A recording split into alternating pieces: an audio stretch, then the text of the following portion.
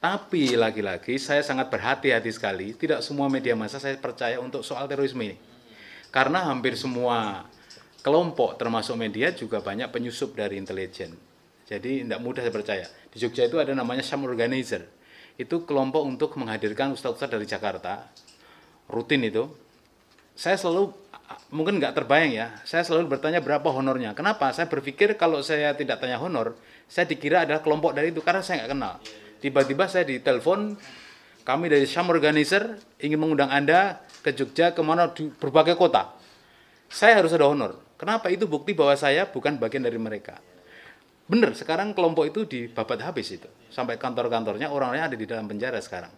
Dan bukan hanya itu, banyak sekali undangan itu bohong-bohongan juga. Saking banyaknya saya diundang ke Bali misalkan, saya beli tiket dulu, sampai di sana nggak ada acaranya. Sering gitu. Dan ternyata bukan hanya saya, tapi pengamat di media TV itu nggak banyak. Maksudnya pengamat yang istilahnya terorisme itu nggak banyak. Karena satu persatu masuk angin, disekolahkan, dikuliahkan, kasih beasiswa, dia menjadi pengamat plat kuning, plat merah.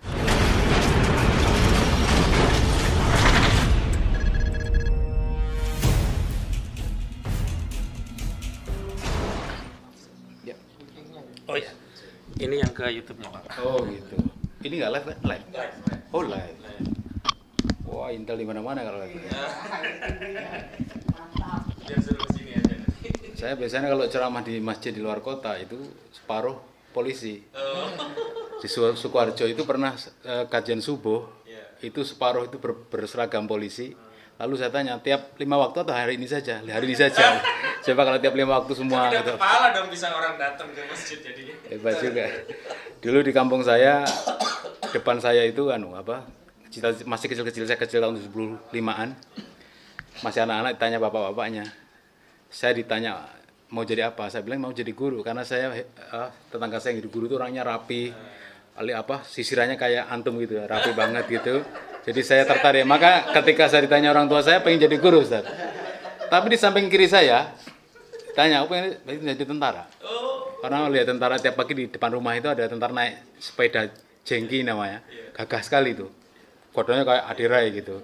Tapi sebelah kanan saya pengen jadi polisi ditanya. Loh, kok jadi polisi? Waktu itu ya. Karena kalau jadi polisi sekali semprit itu 50.000 katanya. Jadi begitu. Kalau sekarang udah naik, ada inflasi kan, 50.000 lagi. Guyon, ini guyon aja. Tapi memang itu joke ya, benar adanya. Saya berhenti menjadi peneliti tanda petik ya, pengamat terorisme itu tahun 2015 setelah kasus Siono.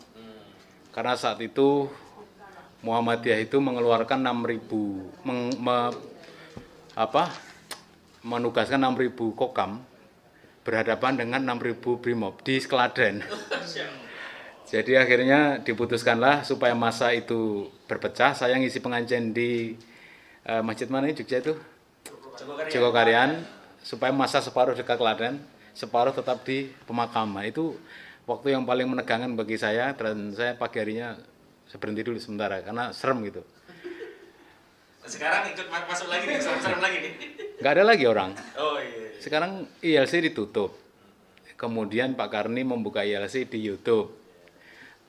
Temanya buahnya terorisme, sementara agak berkurang intensitasnya.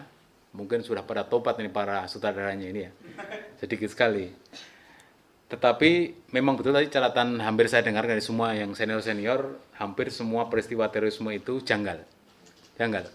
Bahkan wartawan Tempo itu pernah bertemu dengan saya ketika kasus di Jogja, pokoknya ada kasus terorisme lah. Tapi di Jakarta kedengarannya penangkapan terorisme dalam kondisi meninggal gitu. Lalu wartawan Tempo itu langsung saya sebut nama medianya ya, menelpon saya. Ustadz, manggil saya Ustadz, saya bukan Ustadz ya. Ustadz, ini saya dapat foto yang dikatakan meninggal itu masih dalam keadaan terborgol di belakang. Jadi udah bawa di borgol di belakang itu foto, dan saya minta fotonya yang betul, itu foto original. Saya coba cek di kantor saya di Menteng, betul itu original, fotonya tidak rekayasa waktu nipu itu. Tapi lagi-lagi saya sangat berhati-hati sekali, tidak semua media massa saya percaya untuk soal terorisme ini. Karena hampir semua kelompok termasuk media juga banyak penyusup dari intelijen. Jadi tidak mudah saya percaya. Di Jogja itu ada namanya Syam Organizer. Itu kelompok untuk menghadirkan ustadz-ustadz dari Jakarta. rutin itu, saya selalu, mungkin nggak terbayang ya, saya selalu bertanya berapa honornya. Kenapa? Saya berpikir kalau saya tidak tanya honor, saya dikira adalah kelompok dari itu, karena saya nggak kenal. Tiba-tiba saya ditelepon, kami dari Syam Organizer ingin mengundang Anda ke Jogja, kemana, di berbagai kota. Saya harus ada honor. Kenapa? Itu bukti bahwa saya bukan bagian dari mereka. Bener, sekarang kelompok itu dibabat habis itu. Sampai kantor-kantornya, orang-orangnya ada di dalam penjara sekarang. Dan bukan hanya itu, banyak sekali undangan itu bohong-bohongan juga. Saking banyaknya saya diundang ke Bali misalkan, saya beli tiket dulu, sampai di sana nggak ada acaranya. Sering gitu. Dan ternyata bukan hanya saya, tapi pengamat di media TV itu nggak banyak. Maksudnya pengamat yang istilahnya terus itu nggak banyak. Karena satu persatu masuk angin, disekolahkan, dikuliahkan, kasih beasiswa, dia menjadi pengamat plat kuning, plat merah, seperti itu.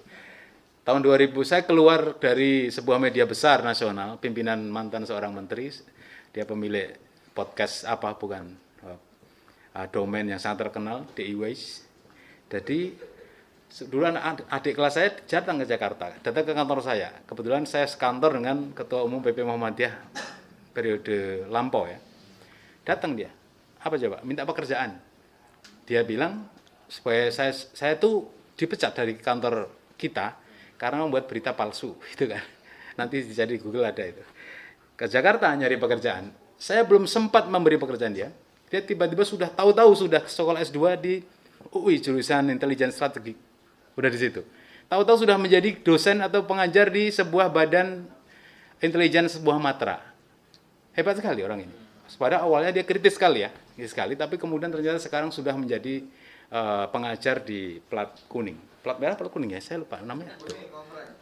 Kuning ya. Plat kuning di bawah kendali plat merah. Baik, saya langsung aja karena panjang cerita terorisme itu. Saya kalau berbicara itu nggak habis-habis soal terorisme itu. Apalagi sama Pak Busro ya, itu sampai betah kalau ngobrol soal itu. Media massa itu awalnya dulu cuma satu saja klasternya, media mainstream namanya. Jadi media nasional itu yang dia itu memiliki aturan ikut Dewan Pers. Mereka memiliki aturan ikut negara, wartawannya dengan gaji tertentu, dengan aturan yang sudah diatur oleh pemerintah, itu namanya media mainstream. Hanya satu itu dulu nggak ada. Tahun-tahun 70, 80 masih media mainstream. Maka TV cuma satu, TVRI. Mereka menjadi kaki tangan tanda petik ya pemerintah. Nggak ada TV lain. Itu mainstream. Koran juga begitu. Ada Kompas, ada Jawa Pos, dan lain-lain. Itu mainstream. Karena mereka mengikuti aturan Dewan Pers. Oleh karena itu kalau kemudian masyarakat dicekoki dengan media mainstream itu, akhirnya mereka bosan dan jenuh. Karena rata-rata media plat merah ini biasanya mereka dekat dengan kekuasaan. Semua informasinya itu seragam, tidak pernah berbeda antara media satu dan media lain. Masyarakat akhirnya bosan, jenuh, dan kemudian muncullah yang disebut sebagai media alternatif. Nah, media alternatif ini adalah sebagai penyeimbang. Jadi kalau kemarin ada kasus pembuang jin, siapa itu lupa saya. Itu bagian dari media alternatif. Namanya podcast, ada lagi namanya BBM, ada lagi namanya Twitter, Instagram, dan seterusnya. Sekarang TikTok yang lagi naik daun paling tinggi sekarang TikTok. Saya bermain Twitter sejak 2009, tapi dulu masih ada Friendster sebelumnya. Saya pertama kali main, pokoknya sejak awal mereka ada saya main. Tapi pada tanggal 17 Agustus, ketika upacara 17 Agustus saya di Bintaro, tiba-tiba saya dapat surat dari Twitter. Twitter itu mengatakan kepada saya mendapatkan surat dari Kominfo. Saya pikir biasa aja itu kan. Tiba-tiba tanggal 30 Agustus, jadi berapa? 17 ke 30 Agustus. Saya di take down Twitter itu. Ini akun yang ke-12. Jadi akun saya beberapa kali di take down, ini yang ke-12. Saya capek saya bikin akun Twitter itu. Setiap mau 200 follower, lalu take down. Tapi yang terakhir ini sangat tragis dan bagi saya ini pengalaman terbaru yang orang lain nggak bakal dapat pengalaman ini. Jadi akun Twitter saya oleh Twitter itu dimatikan secara permanen. Permanen bagaimana? Saya divonis oleh Twitter nggak bisa membuat seumur hidup. Dan itu ada suratnya. Saya coba saat itu karena itu resmi suratnya kan. Saya kan banding. Ketika di take down saya banding yang ke-12 ini. Ada surat balasan bahwa Anda nggak bisa lagi membuat akun Twitter seumur hidup. Saya nggak percaya awalnya. Orang kafir masa dipercaya gitu kan. Saya coba nih. Nggak bisa. Baru membuat 1 detik. Namanya bukan Tova. Mati, nggak bisa dipakai. Saya coba lagi, nggak bisa lagi. Oh benar. Kuncinya ada di KTP. Tetapi kunci yang paling penting dari KTP adalah apa isi surat Kominfo itu. Jadi surat Kominfo itu saya minta kepada Twitter. Lalu Twitter ngirim, ini suratnya, dikirim link. Lalu link saya buka, loh, ini surat, link ini berisi adalah cuitan saya di Twitter setelah deklarasi GNI, nah lagu tadi, deklarasi Galaksi apa GNI, Om Feli apa? Refli Harun, nah, dulu itu Galaksi, tapi saya bilang kok kayak nama perumahan gitu loh. Galaksi Utama, ada Galaksi Residen gitu kan. Akhirnya dengan sangat-sangat tipu muslihat jadilah GNI. Nah, setelah GNI itu berdiri dideklarasikan, saya nge-tweet. Apa isi tweetnya? Ya itu yang dikirim oleh Kominfo. Dikirim ke Twitter dan dikirim kembali ke saya. Isinya itu hanya berita yang dikeluarkan oleh PBB di Amerika. Yang isinya berita itu apa coba? Mulai tanggal 15 Maret sejak 2021, PBB mengajak kepada semua negara untuk melawan Islamofobia. Itu deklarasi PBB. Kominfo kemudian mengambil link Twitter saya, dikirim ke Twitter. Twitter langsung men-take down seumur hidup. Kesimpulan saya ini, kemungkinan selama ini yang terjadi bukan Twitter yang mematikan kita. Lawyer yang ngomong ya, saya nggak usah ngomong ya. Nah, seperti itu. Oke. Nah, jadi pilar yang ada di pilar untuk apa ya? Sebelum saya ngomong media dan terorisme, kita itu ada semacam pilar-pilar pendukung, tapi juga bisa disalahgunakan untuk menghadang istilahnya pendegradasian terhadap karakter-karakter Islam, termasuk Muslim, ulama dan aktivis, termasuk lawyer ya. Karena ulama-ulama kita itu tadi disebut warasatil anbiya, tidak ada nabi lagi kita. Rasulullah ya, di Indonesia itu saya tahu ada 5 nabi nggak pernah sukses itu di Indonesia itu, maka nggak sukses itu. Atau kalau nabi Indonesia ada 5 nabi sampai tahun ini itu 5 dan semuanya gagal. Mulai Lia Eden, mulai Gus Jari, mulai Cecep Solehudin, mulai Ahmad Musaddiq sampai Samudra siapa itu. Ada 5 dan semuanya gagal total, nggak bisa dapat nabi apalagi Rasul. Gagal total. Nah, dalam sebuah buku, Lodrot itu, kalau nggak salah Dunia Baru Islam, buku lama sekali, terus itu sangat populer ketika saya masih S1 ya, saya S1 di Surabaya, di keluarga kami, ini memang fenomena yang saya agak-agak berlawanan ya, karena kami masih keturunan Solo, maka ada jurusan wajib S1 harus sastra Jawa. Jadi saya kuliah di jurusan itu, lalu sempat ke berbagai negara lah untuk meneliti ya, karena semua literatur kita ada di negara tersebut. Nah, saya dapat buku yang satu itu, Lodrot, tulisan apa tuh, lupaan Lodrot kalau nggak salah, namanya Dunia Baru Islam kalau bahasa Indonesianya itu. Di situ ada satu kalimat yang sangat penting, selama orang Muslim masih berangkat haji ke Mekah, maka berarti mereka umat Islam jadi musuh kita. Intinya begitu. Nah, kemudian itu tebal sekali bukunya itu, bahasa Belanda kalau nggak salah itu. Nah, itu kemudian ada dielaborasi. Intinya adalah kumpulan-kumpulan orang Islam itu ditakuti sama mereka. Pertama, sholat jamaah 5 waktu, sholat Jumat, lalu sholat subuh itu 5 waktu, sholat Jumat, lalu Idul Adha, Idul Fitri, ada umroh, dan terakhir adalah haji, di mana jutaan orang berkumpul di Mekah. Tapi khusus di Indonesia, ini saya tambahin dari buku itu, ada yang takut ya, apa coba, perkumpulan apa? 212. Jadi tambahan kalau negara kita itu. Karena di situ 7 juta lebih orang berkumpul tanpa dibayar. Dan penyaing-penyaingnya itu juga gagal untuk menyaingi 212. Saya termasuk salah satu yang ditangkap Polda Metro gara-gara dianggap membobol dokumen harta geraha. Yang melaporkan nggak main-main. Namanya sangat terkenal sekali, keturunan, dan saya dipanggil cuma 2 jam saya diperiksa karena saat itu saya membantu IT tim salah satu calon di DKI dan bapaknya presiden. Jadi kayaknya nggak terlalu berani untuk sampai lebih dari 2 jam. Oke, kembali ke media. Jadi media alternatif itu akhirnya muncul secara terpaksa karena media mainstream itu bermain tanda petik, mereka beritanya itu aja, dekat dengan kekuasaan, dan mereka selalu mendukung apapun program pemerintah. Maka muncul media alternatif. Media alternatif ini tahun 2016-17 saya berkelahi di depan itu di layar TV One dengan BNPT maupun dengan Kominfo karena hampir semuanya media Islam online itu tutup dengan alasan sekalian menutup media porno. Kompensasinya. Jadi semua ditutup, hampir semuanya, termasuk miliknya siapa itu? Ar-Rahmah itu. Si Jibril tutup juga, gonta-ganti tuh. Mulai .com, .net, .info, apa, habis semua domain itu.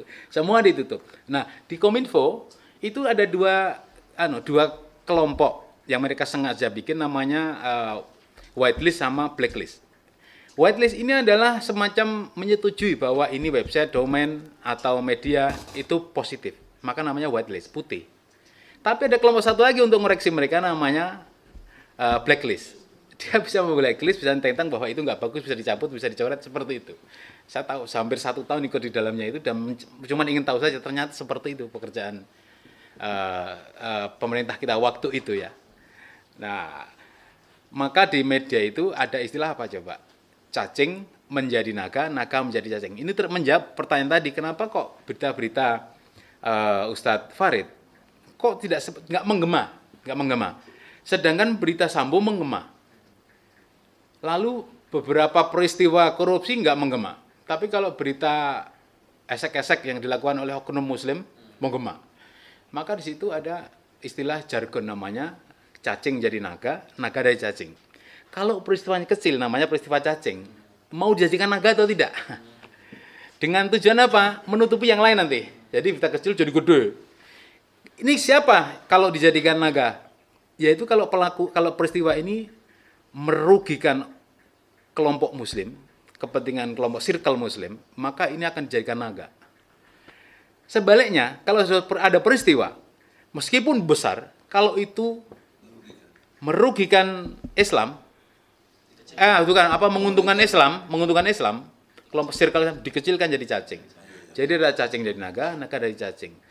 Sayangnya memang kita kalah di situ. Pemilik media itu rata-rata bukan dari circle kita. Nah, kita punya media, ada namanya media-media Islam itu kan nggak ngikut, media alternatif nggak ngikut aturan Dewan Pers ya. Jadi gajinya itu ya bismillah saja. Terus, jadi kalau ngeliput-liput kayak gini ini, jangan tanya berapa akan dibayar. Tapi itu dulu saya nggak tahu kalau sekarang ya, karena perubahan zaman ini juga merubah pemikiran orang. Saya nggak kenal saudara Khosinuddin, gitu kan? Awalnya nggak kenal memang ya. Dan saya di Muhammadiyah itu memang tidak semudah, maksudnya pergaulan dengan kelompok lain itu nggak semudah ormas lain. Kami sebagai garda terakhir untuk menjaga. Ketika yang lain dihajar, Muhammadiyah nggak ikut-ikutan dulu. Saya juga begitu, maksudnya. Ya saya nggak bergabung, maka saya Mas Edi, saya nggak bakal connect, karena saya punya tim kecil ya. Setiap yang saya sentuh masuk penjara dia, Egi masuk penjara, Lius Sungkarisma masuk penjara, saya masuk seminggu. Siapa? Iya tadi saya ceritakan, saya tidak berkomunikasi dengan dia. Kenapa? Saya nggak mau ada catatan digital itu berkonek dengan dia. Apa saya nggak tahu saya teliti dia. Lah sayangnya dari kelompok-kelompok circle kita itu ada yang mudah masuk angin gitu, yang media inilah. Jadi mereka kan kalau di Al-Quran itu, kalau nggak salah di Al-Baqarah di awal-awal itu kita dibagi 3 nih, kalau mukmin, kafir, munafik. Yang golongan ketiga ini loh yang saya nggak bisa membedakan mana sih teman saya yang benar yang mana. Kalau orang mukmin kan pastilah Egy Sujana ini mukmin lah, dia baik sama saya seumur hidup, bagus terus, positif lurus terus, kecuali yang tidak. Ya kafir pasti dia bukan Islam, menolak Islam, pasti di hidupnya berseberangan. Tapi yang munafik ini saya nggak tahu ini teman-teman saya ini yang mana yang munafik, karena sama bacinya kayak Pak Ismar juga, sholat juga 5 waktu, zakat juga, sama saya juga sering ketemu di TV One ngomong soal membela Islam, tapi ternyata di belakang itu mereka kumpul dengan kripo, dengan pendek, dengan seperti itu. Nah sekarang gampang, sekarang kalau dulu susah, belum ada istilah circle ya, sekarang gampang. Misalkan siapa itu namanya yang terakhir ini yang ngomong soal UAS ini siapa namanya? Islah Bahrawi, apa namanya? Islah Bahrawi. Awalnya kita kagum, wih keren. Tapi begitu dia foto bersama dengan Denny, dengan Kripo, ya itu circle dia. Udah pasti kita ketebak. Oh, berarti dia circle mereka. Gampang itu. Saya cari di Twitternya. Yang pertama dia bikin dan dia nggak bisa masuk. Nggak bisa masuk login lagi. Ternyata dia nulis di bio-nya itu, aku adalah Muslim liberal. Islah Barawi. Banyak orang ngasih data ke saya soal mereka-mereka itu. Salah satunya adalah, oh dia tuh mantan napi. Ya, adalah ngasih data ke saya itu. Dari orang yang tahu betul. Tahu. Dia diakui. Dia pernah jadi ahli di kasus urat Oh gitu ya. Iya, Oke. ahli. Jadi ini ahli yang memberatkan Ustaz. Ustaz. Ini ngatati loh kan, ini kan live kan. Jadi saya setiap ceramah di masjid saya tanya ini panitia DKM nih. Ini live apa enggak? Enggak. Kalau live hati-hati banget. Oh enggak live. Tapi direkam enggak? Rekam. Hati-hati lagi. Terus ada yang ngomong begini. Enggak kok ini internal aja gitu. Kalau internal kita terbuka ngomongnya apa adanya demi kita semua itu. Seminggu kemudian, sepekan kemudian nelfon panitianya. Ustaz ini bagus sih kalau saya upload di YouTube gimana? Waduh, serem banget itu. Jadi sekarang hati-hati karena produk kita di masjid itu menjadi produk internasional ketika kemudian ini diupload di media sosial di YouTube. Yang nonton seluruh Indonesia dan mohon maaf nih, musuh-musuh kita ya, termasuk para mungkin cyber gelap yang ingin menjerat kita.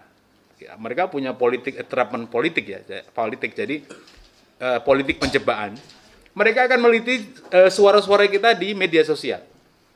Jadi rekaman saya tahun 89, 92, 92 sampai 2022 itu dia download di mana? Di server, kemudian dia teliti isi-isinya.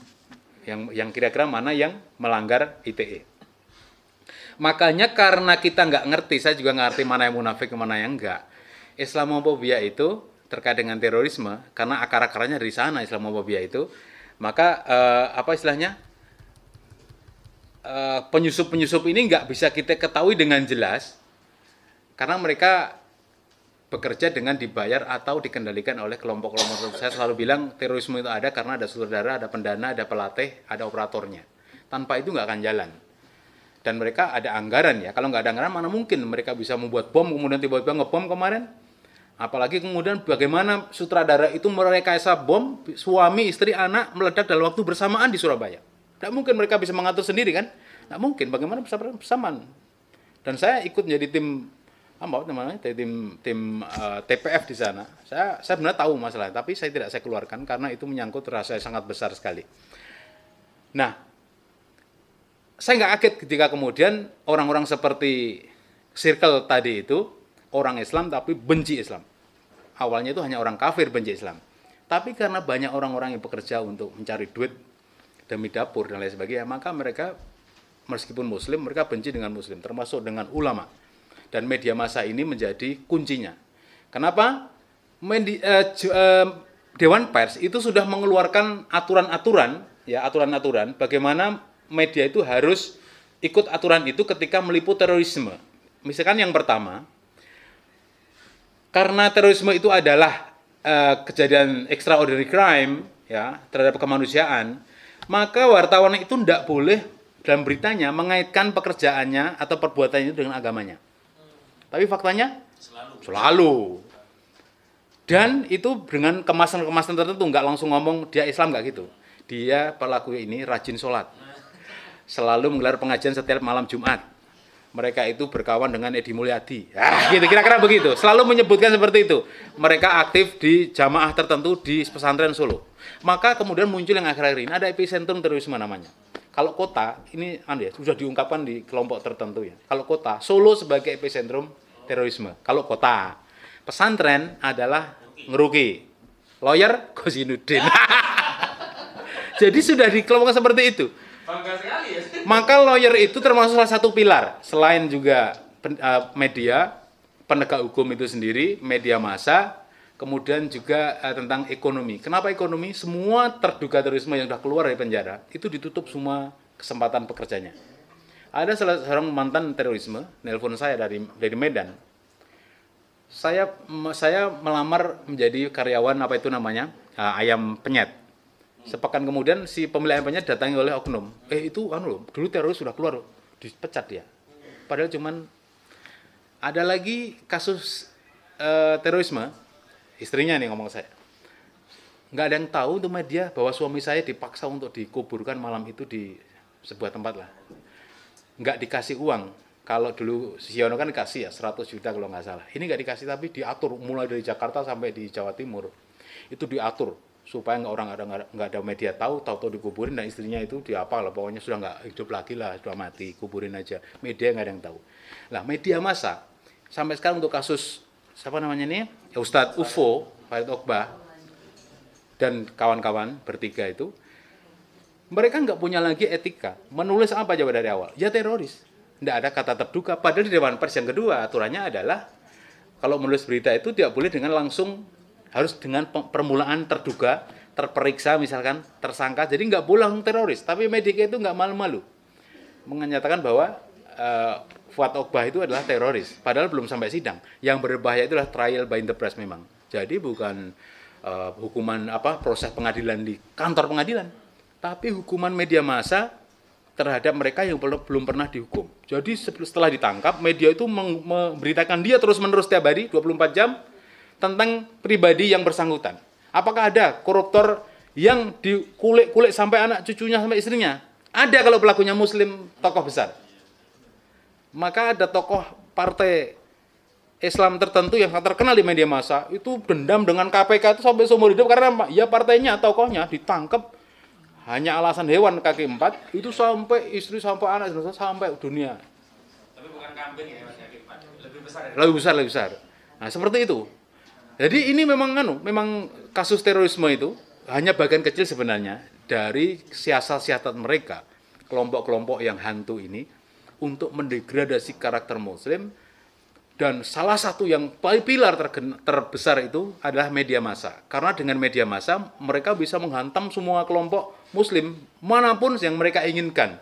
Apalagi pengamat-pengamat sekarang itu sudah hampir semuanya plat merah semuanya.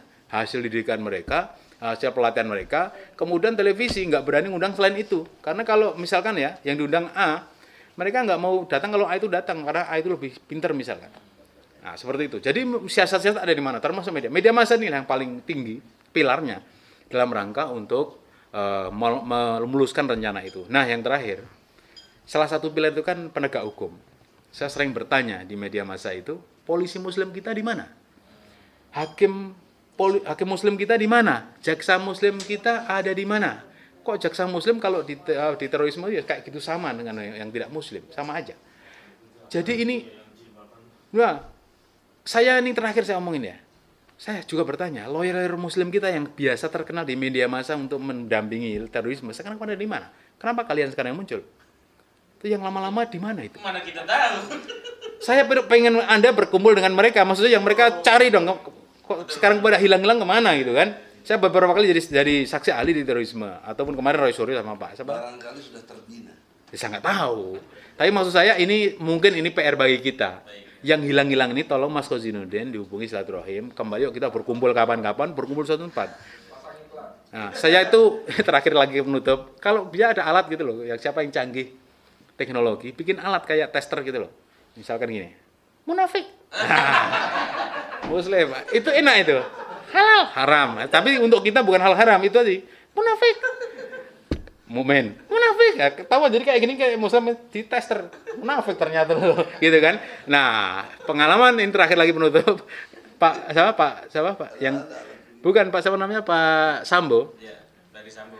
Kemarin ditanya kenapa lu bilang rencana lu itu apa namanya skenario memakai tembak menembak? Jawaban dia sangat pelan dia ngomong, karena saya Perkap 1 2009 yang menyelamatkan aparat itu adalah jika kita melindungi nyawa aparat dan juga masyarakat. Maka di skenario-nya adalah tembak menembak. Saya jadi ingat kilometer 50 kan. Nah, seperti itulah, pokoknya begitulah. Sebenarnya ini kasus Sambo ini menjadi pelajaran kita semua. Kita dapat mengambil pelajaran sebanyak-banyak terhadap kasus ini. Dan kalau Mas Kozudin nanti bisa mengumpulkan itu semua, itu menjadi novum untuk kilometer 50. Saya kira itu. Itu saja pembukanya. Terima kasih. Assalamualaikum warahmatullahi wabarakatuh.